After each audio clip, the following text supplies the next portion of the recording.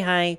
So today's video is, well, I would call it a rant because I don't envision myself getting like super impassioned or anything, but I did think it was something important to talk about.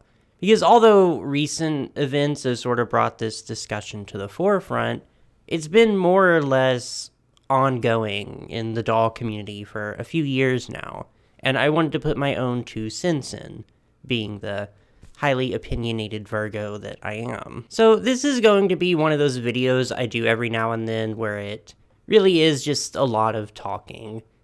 And yes, they're all a lot of talking, but I just mean that there's probably not going to be a lot of editing or references or even a lot of notes. Really, I didn't plan this video very far in advance because I sort of just wanted to sit here and talk. So apologies if it's also a little bit unorganized. I do have like points A, B, and C and all that. But for the most part, I don't have a big plan of action other than talking. Or discussing, I guess I should say, because that's what I want this to be, a discussion. And I should say, before I really get into it, I will be approaching this topic from the perspective of a doll collector, specifically fashion dolls, because that's what I do, and I can't really speak for any other communities, but I do think a lot of what I talk about here can be applicable to a lot of other hobbies where collecting is involved. In fact, I know it can because I see the same exact discussion happening with friends who collect things other than dolls, and actually what made me want to make this video was a post that wasn't even about fashion dolls. So what prompted me wanting to make this video was a tweet I saw on my timeline one fateful day, like a week or so ago, I think. And I'm not going to show the tweet. I don't want anyone seeking it out. I don't want to send anyone to the author to argue with them directly, because I really don't think they meant any harm by it. And I also think it's since been deleted too. But it's not really about the tweet itself, more so the discussion that it started. So this tweet in question, if I remember correctly, was a screenshot of a TikTok that had this bookshelf full of Sylvanian families or calico critters, depending on where you live. Tons and tons of individual figures, families, you could say. A very impressive collection. And the caption was something along the lines of, and this is not a direct quote, I'm just pulling from my memory, "I understand collecting, but I don't understand needing more than one of each figure. That seems wasteful and like hoarding to me." Because if you don't know, Sylvanian families, a lot of the characters use the exact same sculpts. So there could be 2 rabbits or 2 foxes that look identical but are actually a mom and a dad or a brother and a sister, etc. And to an outsider, they might look like 2 or 3 or 4 of the same exact toy. And this is a discussion that comes up every once in a while with doll collectors too. Are collectors who buy multiples of the same doll being wasteful? Are they contributing to overconsumption? And the conclusion that I always come to is no. And I also think we would all benefit from minding our own business. But let's get into it, yeah? So personally, when it comes to collecting dolls, I am not a completionist. I rarely ever complete a set of dolls, much less buy multiples of one doll. It's just not something I do. In a line, there will be 2 or 3 dolls that I like and I want, and I'll prioritize those, and that's enough for me. For me, buying every doll in a set is unsustainable, both in a financial sense and in an emotional sense. It would be exhausting and draining for me to continuously hunt down specific dolls that I don't feel very strongly about just for the sake of completion. It's a common sentiment that my style of collecting is more noble, more viable, more acceptable in some circles.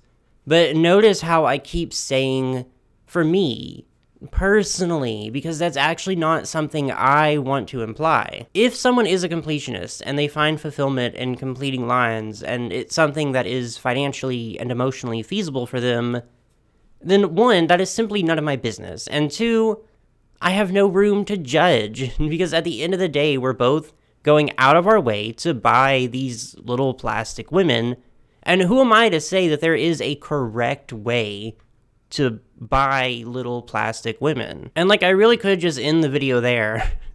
But I think it goes so much more deeper than that because, yes, things like shopping addictions and hoarding exist and can be a problem for some people, but it's not my place to diagnose those things. It's not your place to diagnose those things. It's not Twitter's place, and it certainly is not TikTok's place. This is a discussion to be had between them and a professional. But we shouldn't promote unhealthy behaviors, you say. And true, we shouldn't, especially if we have a platform. And that's something I want to touch on, but I also want to ask, when does it start being unhealthy? Because that's not something anyone can ever definitively answer, where the line is, if there's a line at all. That's going to be different for each and every person.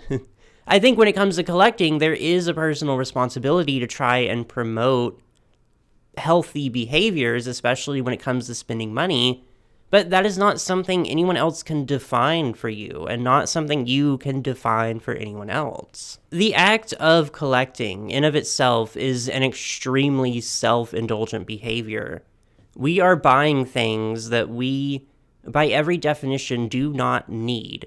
No matter what you do, even if you try to operate as healthily and sustainably and environmentally friendly as you can possibly be, there's still going to be an element of materialism present. Unless you're collecting, dirt or sticks off the ground or something. And this is something I am admittedly guilty of too. I remember when the Stanley Cup craze was at its peak, and there were these TikToks of people with huge Stanley Cup collections, cabinets full of nothing but Stanley Cups. Stanley Cups for every day of the week, Stanley Cups to match your outfits, etc. And I would sit there and I would think, wow, this is so pointless. This is so wasteful. They're buying these just to put them on a shelf in their house? That's crazy. Yeah, it was a very humbling pot and kettle moment for me. Because literally, who am I to judge these people? If collecting cups is what makes them happy and has brought them joy, then, sure. And yeah, there were all these videos of people going crazy in Targets, getting in physical altercations over these cups, which, yes, is childish and ridiculous. But some people are going to be childish and ridiculous regardless of if they're collecting something or not. It's not the cups that make them act crazy. They're just crazy people. That's just humanity. But wait, because I don't think all the criticism is necessarily unwarranted. I know, it's the internet's least favorite word, nuance. I think in TikTok collecting communities especially, and this is one reason I don't really like to be on TikTok, there's the urge to treat collecting like it's a competition. And I'm speaking very broadly here, not specifically about doll collectors, but I very often see people with these large platforms in these communities, and they're not even subtle about it. They will pull out their huge hauls, all their undisclosed sponsorships, and just be there and be like, look at all this stuff I have that you don't have. Look how big my collection is. Aren't I aspirational? Don't you want to be me? So that's something that deserves criticism, the need to feed on people's insecurities about their finances and their position in life or where they are in their collecting journey, and to find a way to profit off of that. But the thing is, not everyone who has a large collection or an impressive collection is someone who does that. Sometimes people just have collections that they're proud of and they want to show off. Because having a large collection is something to be proud of. Again, I think it really comes down to the individual and being able to examine their own behaviors and to acknowledge if someone they follow is promoting certain behaviors from them.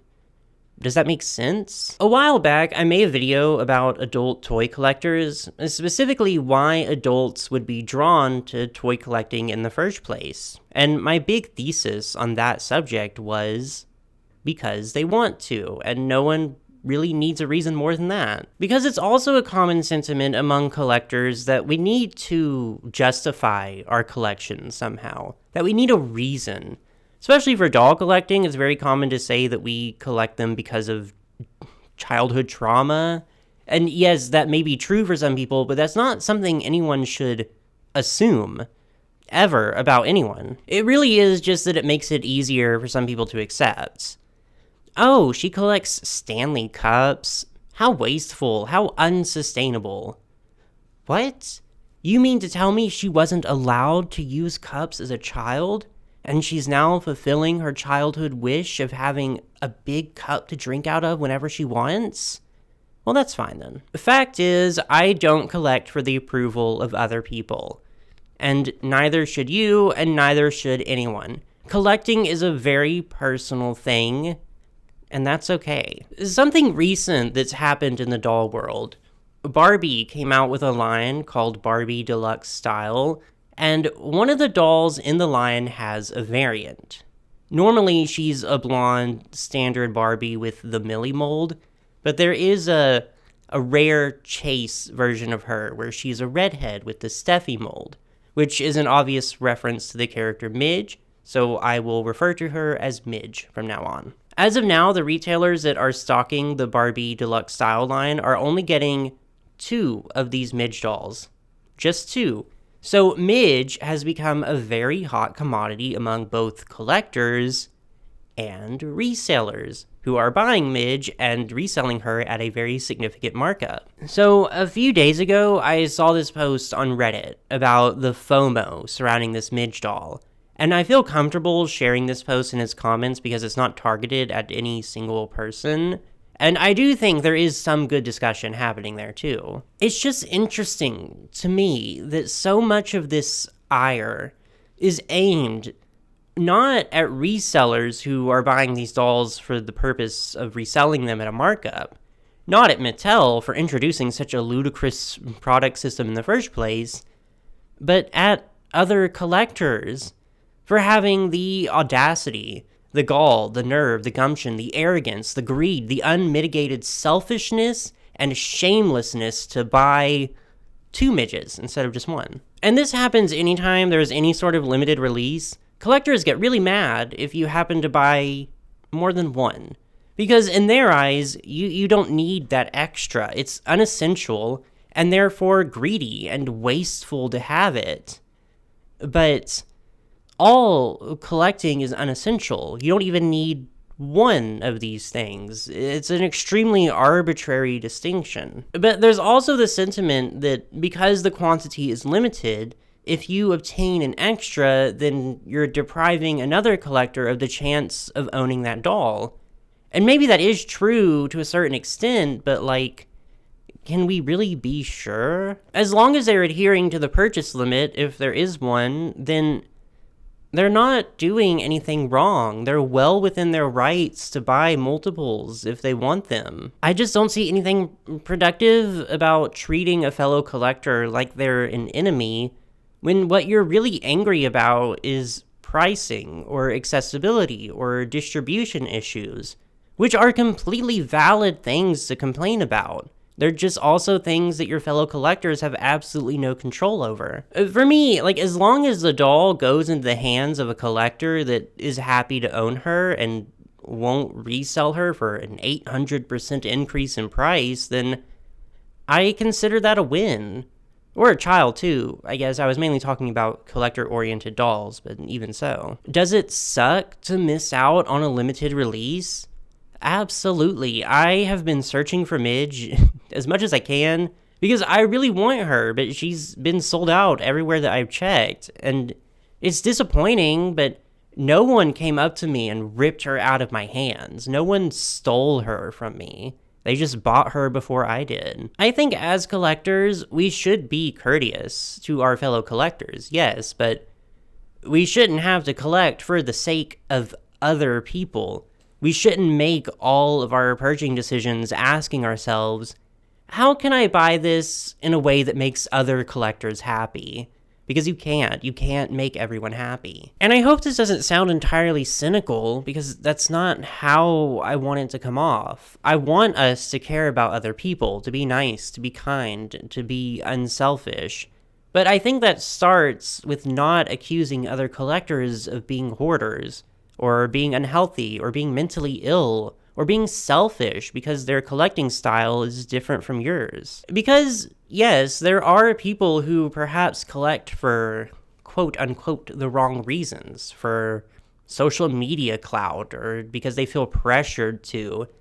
Yes, these people will lack fulfillment in their collections, and they might contribute to rising prices on the secondhand market. Lord knows I've talked more than enough about that particular subject. But that's for us to ask ourselves. Do I feel happy and fulfilled collecting? And if the answer is yes, awesome, that's great. If the answer is no, then you need to take a step back and determine what it is that's causing you stress or unhappiness. Because collecting is a hobby, and hobbies should be fun. If it's not fun, something is wrong. What you can't do, though, is let someone answer that question for you, or try to answer it for someone else. Because everyone is different. Everyone collects for different reasons. And it's important to keep in mind that I really don't think anyone is collecting specifically to spite other collectors. I don't know, maybe there theoretically could be someone who's running across the country from Target to buy all the midges, specifically so that no one else can. In which case, sure, let's all hunt down and jump that person together. But until we find evidence of that person existing, I think we could all benefit from just being a little nicer and more understanding of the people that we share a hobby with. And also, minding our own business. And that's not to say that you're not allowed to have frustrations or complaints, because you are. Like, have you met me? This entire channel is me whining about these little plastic women. It's just, aim those complaints at the ones who actually need to hear them, I guess. If you live in a location that doesn't get many new releases, then aim your frustrations at the company who is refusing to distribute their products properly to you, not collectors who are simply buying things that are readily available to them. If you're upset that a product is sold out before you could buy it, be upset that a company had a ridiculously low edition size and no protection against bots who bought most of the stock. Not collectors who went through the same process you did and just happened to be faster or luckier. Because we're all in this together, right? Once we know that we're all stars, and we see that. Seriously, though, we all come from different backgrounds and different circumstances, and I realize this probably sounds super preachy, but I do think it's important to see your fellow collectors as collaborators and not competition.